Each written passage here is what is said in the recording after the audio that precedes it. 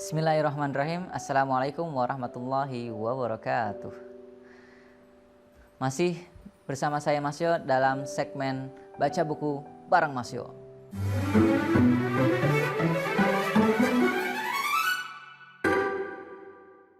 Baik sahabat, di video kali ini saya akan melanjutkan baca buku Si Cacing dan Kotoran Kesayangannya dari Ajahn Brahm di seri yang pertama dengan judul Anak-anak Kelas B. Beberapa tahun yang lalu, sebuah penelitian di bidang pendidikan diadakan secara rahasia di sebuah sekolah di Inggris. Sekolah itu memiliki 2 kelas untuk setiap kelompok anak-anak yang berusia sepantar. Pada akhir tahun ajaran, diadakanlah sebuah ujian dalam rangka memilih anak-anak untuk pembagian kelas pada tahun berikutnya. Akan tetapi, hasil ujian itu tak pernah diumumkan. Dalam kerahasiaan, hanya kepala sekolah dan para pakar psikologi saja yang mengetahui kenyataannya. Anak-anak yang mendapat peringkat 1 ditempatkan di kelas yang sama dengan anak-anak yang mendapatkan peringkat 4 dan 5, 8 dan 9, 12 dan 13, dan selanjutnya. Sementara anak-anak yang mendapat peringkat 2 dan 3 pada ujian tersebut ditempatkan pada kelas yang sama dengan anak-anak yang mendapat peringkat 6 dan 7, 10 dan 11, dan selanjutnya. Dengan kata lain, berdasarkan kinerja selama ujian, anak-anak dibagi rata menjadi 2 kelas. Dibagi rata menjadi 2 kelas. Para guru pun diseleksi berdasarkan kesetaraan dan kemampuan. Bahkan setiap ruang kelas diberi fasilitas yang sama. Segala sesuatunya dibuat sesetara mungkin, kecuali untuk satu hal.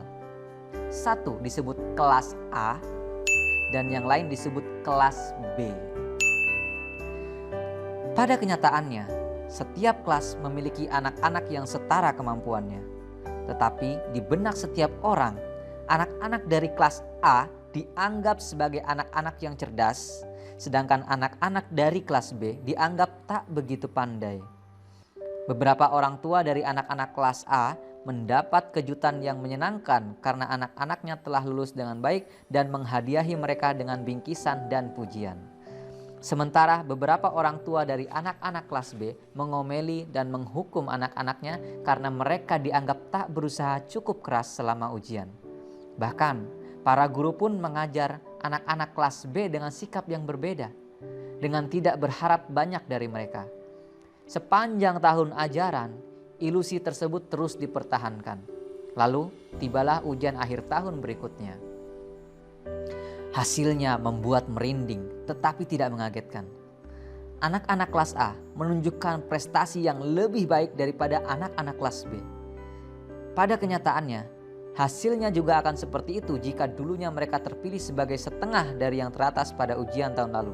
Mereka benar-benar menjadi anak-anak kelas A atau anak-anak nomor 1. Dan di kelompok lain, walaupun setara pada tahun yang lalu, mereka menjadi anak-anak kelas B atau anak-anak nomor 2 sungguhan.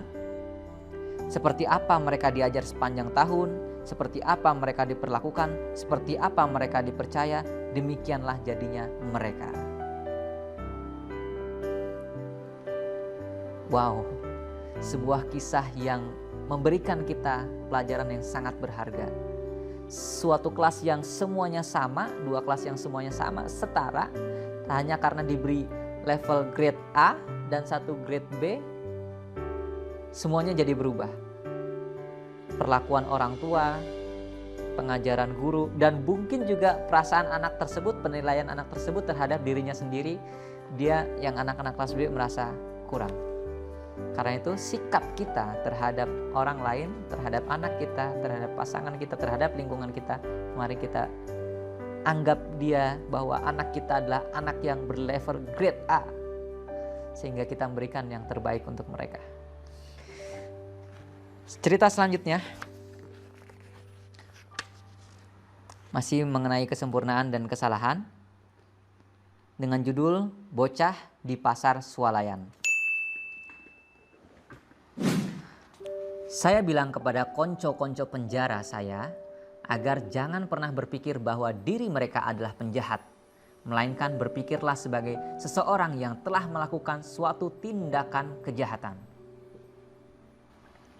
Sebab jika mereka bilang bahwa mereka adalah penjahat, jika mereka diperlakukan sebagai penjahat, dan jika mereka percaya bahwa diri mereka adalah penjahat, mereka akan menjadi penjahat betulan. Begitulah cara kerjanya. Seorang bocah menjatuhkan sekotak susu di bagian kasir sebuah pasar swalayan. Kotaknya terbuka dan susunya tumpah mengenai lantai. "Anak bodoh," kata ibunya. Di lorong sebelahnya, seorang bocah yang lain menjatuhkan sekotak madu. Kotak itu juga pecah dan madunya menjalar kemana-mana. "Itu perbuatan bodoh, Nak," kata ibunya. Bocah pertama telah dicap sebagai anak bodoh, sedangkan bocah yang satunya cuma ditegur karena suatu kesalahan.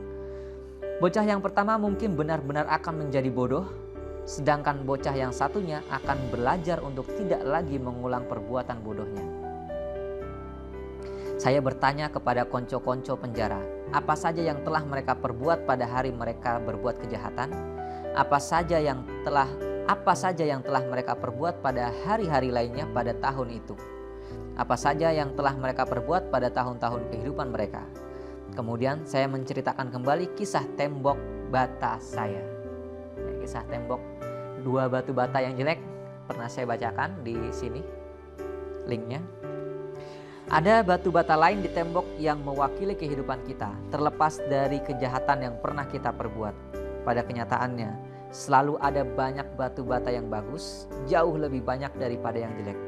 Nah, apakah Anda adalah sebuah tembok jelek yang pantas dihancurkan, atau sebuah tembok yang bagus dengan sepasang batu bata jelek seperti kebanyakan dari kita? Beberapa bulan setelah saya menjadi kepala wihara dan tidak lagi mengunjungi penjara, saya menerima sebuah telepon pribadi dari salah seorang petugas penjara. Dia meminta saya untuk kembali mengunjungi penjara. Dia memberikan ucapan selamat yang akan selalu saya hargai. Dia bilang bahwa konco-konco penjara saya, para murid saya di penjara, sejak mereka menyelesaikan masa kehukumannya, tak pernah lagi balik ke penjara. Jangan pernah memberikan cap jahat kepada orang lain, apalagi kepada anak-anak kita, karena seburuk-buruk mereka, bisa jadi mereka masih memiliki kebaikan dan pasti mereka memiliki suatu hal yang baik yang bisa dipandang. Semoga video ini bermanfaat. Assalamualaikum warahmatullahi wabarakatuh.